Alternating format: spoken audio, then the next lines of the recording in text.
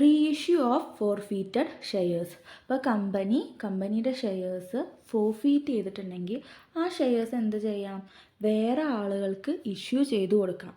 So forfeit ചെയ്തിട്ടുള്ള shares വേറെ ആളുകൾക്ക് ഇഷ്യൂ ചെയ്തു കൊടുക്കുന്നതിനാണ് ആക്ച്വലി നമ്മൾ റീഇഷ്യൂ ഓഫ് ഫോർഫീറ്റഡ് ഷെയർസ് എന്ന് പറയുന്നത്. അപ്പോൾ ആർട്ടിക്കിൾസ് ഓഫ് അസോസിയേഷൻ പെർമിറ്റ് ചെയ്തിട്ടുണ്ടെങ്കിൽ കമ്പനിക്ക് എന്ത് ചെയ്യാം, ആ ഷെയർസ്, അതായത് ഫോർഫീറ്റ് ചെയ്തിട്ടുള്ള ഷെയർസ് പാറിലോ പ്രീമിയത്തിലോ ഡിസ്കൗണ്ടിലോ, അതായത് ഫേസ് വാല്യൂ അല്ലെങ്കിൽ എന്ത് ചെയ്യാം, നമ്മുടെ ഫേസ് വാല്യൂവിനേക്കാൾ എത്രയോ എമൗണ്ട് കൂടിയിട്ട് പ്രീമിയത്തിൽ അല്ലെങ്കിൽ ഫേസ് വാല്യൂവിനേക്കാൾ കുറഞ്ഞിട്ട് ഡിസ്കൗണ്ടിലോ റീഇഷ്യൂ ചെയ്യാൻ സാധിക്കും.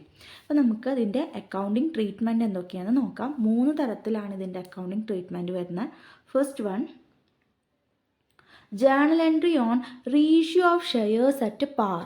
അതായത് ഒറിജിനലി ആ ഷെയർ പ്രീമിയത്തിലോ ഫേസ് വാല്യൂവിലോ ആണ് ഇഷ്യൂ ചെയ്തിട്ടുണ്ടാവുക. രണ്ടാമത്തെ തവണ, അതായത് റീഇഷ്യൂ ചെയ്യുന്നത് ഫേസ് വാല്യൂവിലാണെങ്കിൽ, അപ്പോൾ journal entry on reissue of shares at par, face വാല്യൂവിൽ ഷെയർസ് റീഇഷ്യൂ ചെയ്യുമ്പോൾ വരുന്ന ജേണൽ എൻട്രി നമ്മുടെ സാധാ ഷെയർ ഇഷ്യൂ ചെയ്യുമ്പോൾ ഉള്ള സെയിം ജേണൽ എൻട്രിയാണ് bank account debtor to share capital. എത്ര രൂപയ്ക്കാണോ റീഇഷ്യൂ ചെയ്തത് with the amount received on reissue, അതാണ് bank account debtor to share capital. So പാറിൽ ഫേസ് വാല്യൂവിൽ ഷെയർസ് റീഇഷ്യൂ ചെയ്യുമ്പോൾ സാധാരണ ഷെയർ ഇഷ്യൂ ചെയ്യുന്ന അതേ ജേണൽ എൻട്രി തന്നെയാണ് bank account debtor to share capital. ഇനി next one, journal entry on reissue of shares at a discount originally issued at par or premium. First time ആ share face വാല്യൂവിലോ പ്രീമിയത്തിലോ ആവും issue ചെയ്തിട്ടുണ്ടാവുക.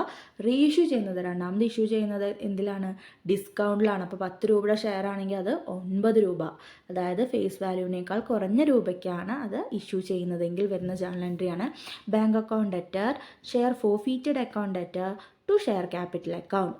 Bank അക്കൗണ്ടിൽ എന്താ എഴുതുക, എത്ര രൂപയാണോ നമുക്ക് റീഇഷ്യൂവിൽ കിട്ടിയത് അത് ബാങ്ക് അക്കൗണ്ടിൽ എഴുതുക. ദെൻ ഷെയർ ഫോർഫീറ്റഡ് അക്കൗണ്ട്, അതായത് ആ ഡിസ്കൗണ്ട് ഉണ്ടല്ലോ, ആ ഡിസ്കൗണ്ട് എമൗണ്ട് അല്ലെങ്കിൽ ആ റീഇഷ്യൂവിൽ വരുന്ന നഷ്ടത്തിനെയാണ് നമ്മൾ ഷെയർ ഫോർഫീറ്റഡിൽ എഴുതുന്നത്. ദെൻ ടു ഷെയർ ക്യാപിറ്റൽ, അതായത് with amount credited as paid up, എത്രയാണോ ആ ടോട്ടൽ എമൗണ്ട് അതാണ് ഷെയർ ക്യാപിറ്റലിൽ എഴുതുക. അപ്പോൾ ഡിസ്കൗണ്ട് വരുന്ന സമയത്ത് journal entry bank account debtor share forfeited account debtor to share capital, എത്ര രൂപയാണോ കിട്ടിയത് അത് ബാങ്ക് അക്കൗണ്ട്. ദെൻ ആ ഡിസ്കൗണ്ട് എത്ര രൂപയാണോ അല്ലെങ്കിൽ ആ റീഇഷ്യൂവിൽ നമുക്ക് വന്നിട്ടുള്ള നഷ്ടം എത്രയാണോ അതാണ് നമ്മൾ ഷെയർ ഫോർഫീറ്റഡ് അക്കൗണ്ടിൽ ഡെബിറ്റ് ചെയ്യുന്നത്. ദെൻ ടു ഷെയർ ക്യാപിറ്റൽ, അതായത് എത്രയാണോ പെയ്ഡ് അപ്പായിട്ട് നമ്മൾ ക്രെഡിറ്റ് ചെയ്യുന്നത് അതാണ് ഷെയർ ക്യാപിറ്റൽ. ഇനി തേർഡ് ജേണൽ എൻട്രിയാണ് journal entry on reissue of shares at a premium. അതായത് റീഇഷ്യൂ ചെയ്യുന്നത് എന്തിലാണ്, പ്രീമിയത്തിലാണ്. Originally issued at par or premium. അപ്പോൾ അതായത് ഫസ്റ്റ് ടൈം ആ ഷെയർ ഫേസ് വാല്യൂവിലോ പ്രീമിയത്തിലാവും ഇഷ്യൂ ചെയ്തിട്ടുണ്ടാവുക, പക്ഷേ റീഇഷ്യൂ ചെയ്യുന്നത് പ്രീമിയത്തിലാണ്. അങ്ങനത്തെ കേസ് വരുമ്പോൾ നമ്മൾ സാധാരണ പ്രീമിയത്തിൽ, അതായത് 10 രൂപയുടെ ഷെയർ 11 രൂപയ്ക്ക്, അപ്പോൾ 1 രൂപ എന്താണ്, പ്രീമിയമാണ്. അപ്പോൾ ആ പ്രീമിയത്തിൽ ഇഷ്യൂ ചെയ്യുമ്പോൾ സാധാരണ നമ്മൾ ഷെയർ എങ്ങനെയാണ് പ്രീമിയത്തിൽ ഇഷ്യൂ ചെയ്യുക, അതേ ജേണൽ എൻട്രി തന്നെയാണ് വരിക. Bank account debtor to share capital account to securities premium reserve account. അപ്പോൾ ബാങ്ക് അക്കൗണ്ടിൽ എത്ര രൂപ എഴുതുക, എത്ര രൂപയാണോ റീഇഷ്യൂ ചെയ്തത് ആ മൊത്തം രൂപ എഴുതുക. To share capital account, premium ഒഴികെ എത്ര രൂപയാണോ അത് ഷെയർ ക്യാപിറ്റൽ എഴുതുക.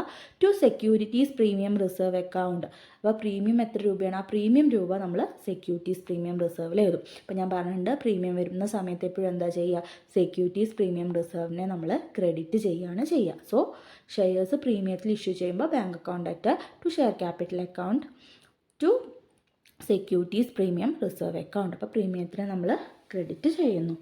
ഇനി നെക്സ്റ്റ് വരുന്നത് treatment of balance in share forfeited account. അപ്പോൾ നമ്മുടെ ഷെയർ ഫോർഫീറ്റ് ചെയ്യുന്ന സമയത്ത് എത്ര രൂപയാണോ ഇതുവരെ ആ ഷെയറിന് കിട്ടിയത് അതിനെ നമ്മൾ എന്ത് ചെയ്തിട്ടുണ്ട്, ഷെയർ ഫോർഫീറ്റഡ് എന്ന് പറഞ്ഞിട്ട് ക്രെഡിറ്റ് ചെയ്ത് വെച്ചിട്ടുണ്ടായിരിക്കും.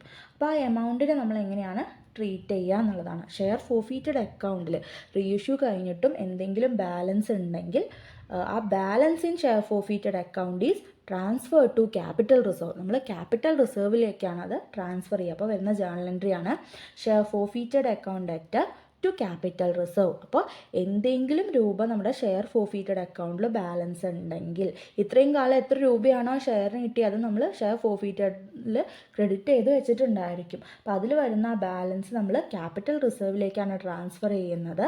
Share forfeited account debtor to capital reserve ആണ് ജേണൽ എൻട്രി.